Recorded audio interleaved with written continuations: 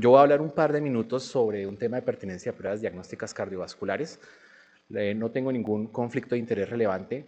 Y ya para entrar en materia, pues pertinente, ¿qué es? Pertinente para nosotros sería algo que viene a propósito, que es adecuado en el contexto de lo que estamos viendo. ¿Y por qué la pertinencia debería ser importante para nosotros? Pues lo debería ser por un lado, porque casi una décima parte de nuestro Producto Interno Bruto se nos va en gastos en salud.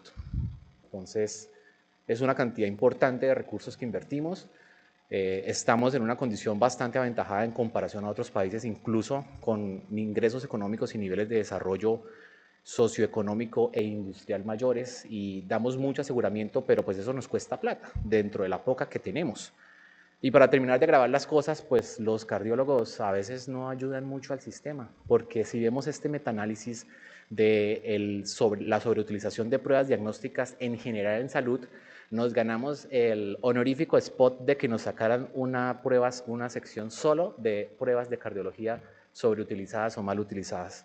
Y vemos que dependiendo del escenario en el cual estemos viendo los pacientes, hasta una mitad, hasta el 50% de las pruebas que se solicitan están mal utilizadas. Las estamos haciendo cuando no se necesitan, cuando no impactan al paciente, o incluso cuando pueden llevar a cascadas diagnósticas o terapéuticas que terminan generándole daño, afectando al paciente. Entonces la pertinencia es muy importante, y es tan importante que por eso no solamente lo queremos sacar a colación, sino, como veremos al final, es una iniciativa de las sociedades científicas tratar de tener unos criterios de pertinencia en los cuales todos podamos hablar el mismo idioma.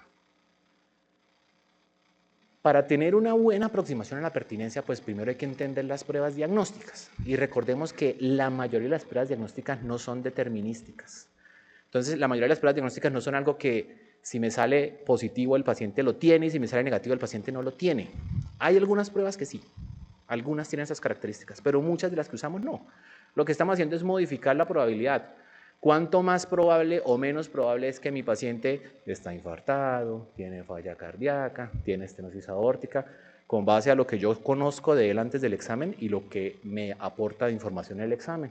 Es decir, hablamos de probabilidades pretest y probabilidades post-test. Eso viene afectado por el paciente sobre el cual yo hago la prueba. O sea, las características de las pruebas, sensibilidad, especificidad, son universales, pero el paciente al que se la aplicamos no.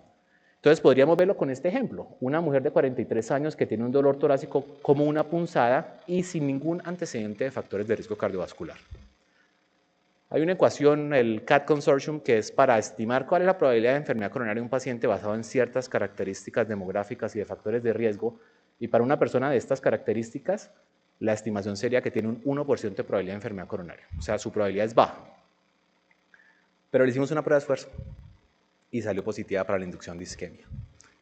La prueba de esfuerzo en ese escenario, una mujer de 43 años con estas características tiene una sensibilidad del 60%, una especificidad del 70%, o sea que de 1000 mujeres con estas características, con una prevalencia del 1%, 10 tienen enfermedad coronaria y 990 no tienen enfermedad coronaria.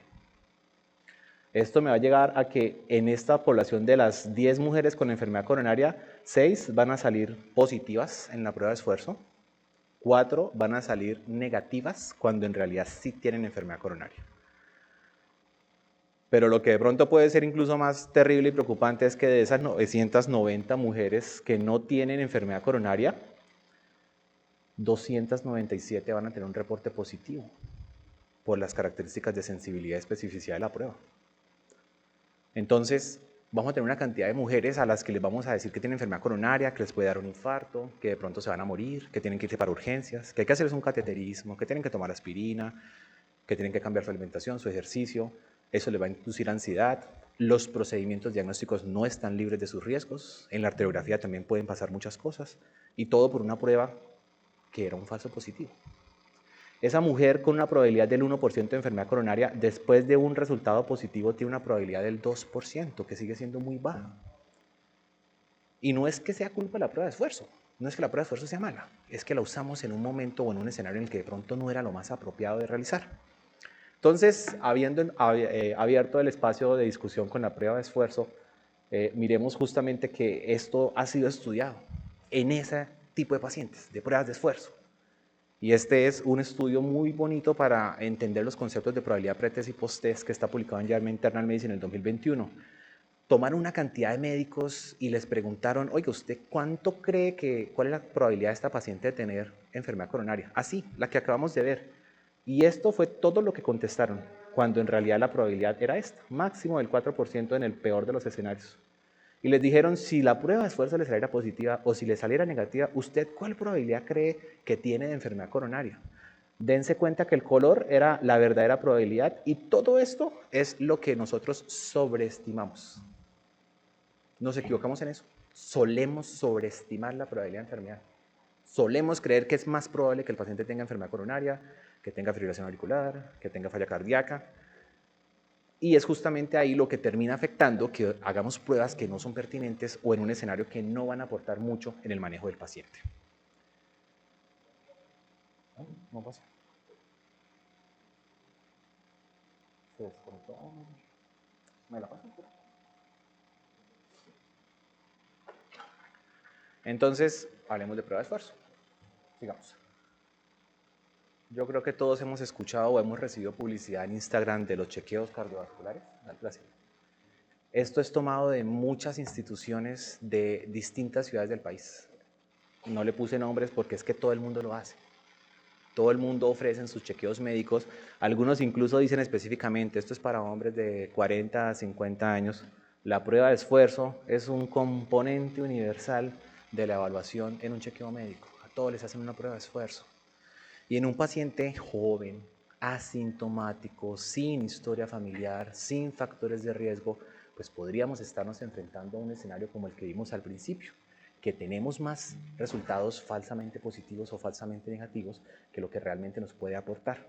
Esto incluso está estudiado y hay un reporte en el Task Force de los Servicios de Prevención Primaria de los Estados Unidos en el que citan este estudio en el que buscaron detectar isquemia silente en pacientes con diabetes asintomáticos.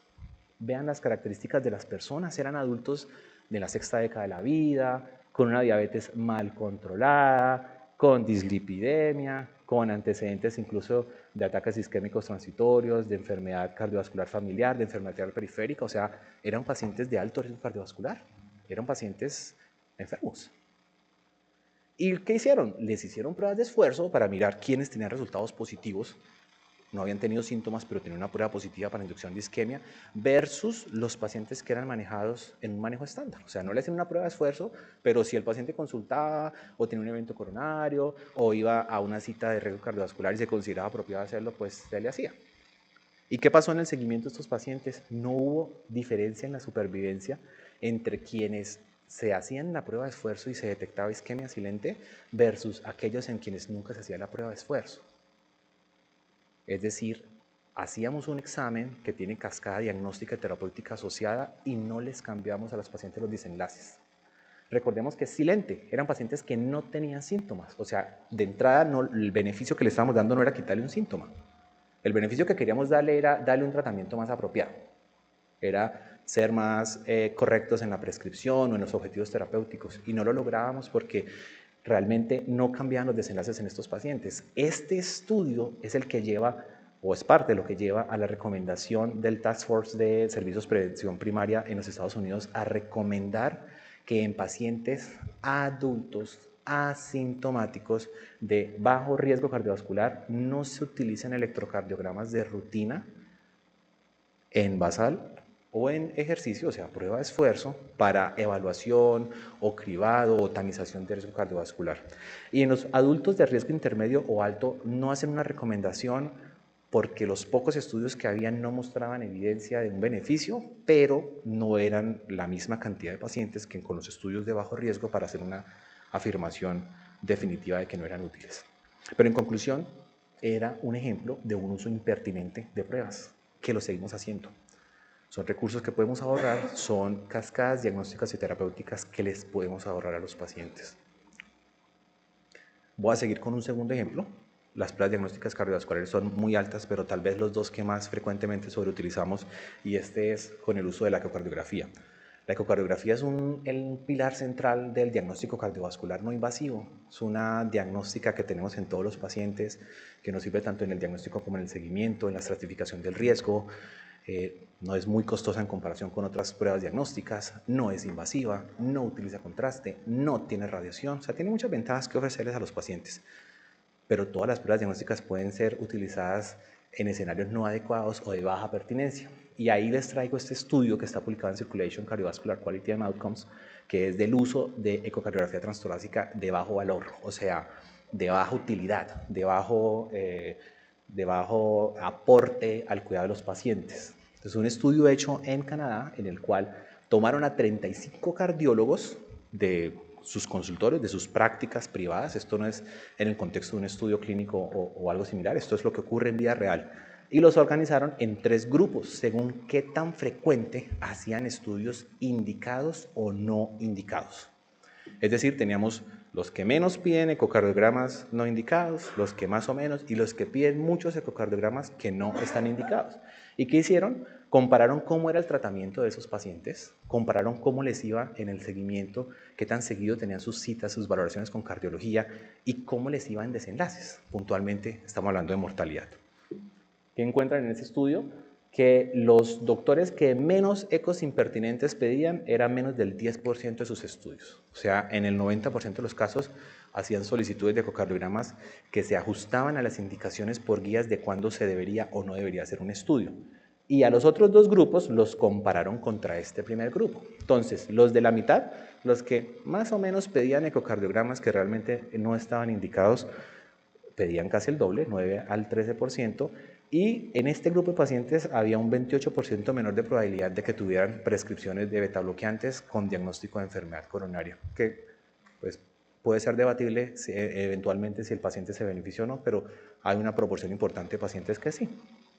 Ahora, qué interesante que el grupo donde más se ordenaban o donde más se solicitaban ecocardiogramas que no estaban indicados tenía una formulación de hasta una tercera parte de todas las órdenes de ecocardiogramas que hacían eran estudios que no estaban indicados. Y en estos pacientes, que eran pacientes con enfermedad coronaria, 23% de menos probabilidades de que tuviera un seguimiento de lípidos. Sabemos que alcanzar metas de lípidos es una de las intervenciones relativamente fáciles de alcanzar, o sea, me refiero, tenemos un amplio armamento de intervenciones terapéuticas para controlarlos, pero pues si no le pido, acá estamos hablando de pedirle los lípidos, ni siquiera de actuar de acuerdo a los resultados. Si no le hago la solicitud, nunca voy a saber cómo están los lípidos para saber si tengo que ajustarle tratamiento o no. 21% menos de probabilidad de que le pidieran una glicosilada, 30% menos probabilidad de que tuviera un beta bloqueador, 54% menos probabilidad de que tuviera un antagonista de receptor de mineralocorticoides y, muy interesante, había un incremento de la mortalidad total en estos pacientes. O sea, los pacientes que eran vistos por médicos en los que se solicitaban con más frecuencia pruebas que no estaban indicadas, tenían en general un peor seguimiento del resto de cosas, por ejemplo, para clínicos, tenían una peor prescripción de medicamentos para su diagnóstico de base e incluso, esto es observacional, no podemos decir que es por causa de los médicos, pero sí se observa que incrementaba la mortalidad en ese grupo. Y es que tiene mucha lógica. Si yo me distraigo haciendo cosas que no están indicadas o prestándole atención y desgastándome la cabeza en pensar por qué este estudio salió mal y ahora qué cateterismo tengo que hacer y ahora qué perfusión le voy a pedir al paciente, dejo de pensar y de dedicarle tiempo a ver qué dice el paciente, cómo están sus síntomas, cómo está el ejercicio, cómo está su perfil lipídico, qué pasó con la estatina y por qué ya no la está recibiendo y qué puedo hacer para que reanude el tratamiento. Eso probablemente es lo que termina afectando la calidad del cuidado de los pacientes. La cardiología es muy extensa. La idea es que quiero presentarles y que sepan que en este código QR pueden encontrar la página de la Sociedad Británica de Ecocardiografía. Ellos tienen unos pósteres así para decirle a uno cuántos estudios están indicados de pronto o definitivamente no están indicados. Con esas, acá no sé muy bien, esto es un cuadradito, es como un botón de play y como un botón de play en rojo, o sea, diciendo es un estudio prioritario. Y aquí tienen por distintas clasificaciones una ayudita fácil que nos puede servir en una atención de riesgo cardiovascular, de urgencias, hay pósteres para urgencias, de consulta externa, para saber cuándo es pertinente o cuándo no un estudio en ecocardiograma. Y de esa manera aportar a controlar el gasto, aportar a ser más eficientes en el uso de los recursos y aportar a unos mejores desenlaces, un mejor seguimiento de nuestros pacientes. Muchas gracias.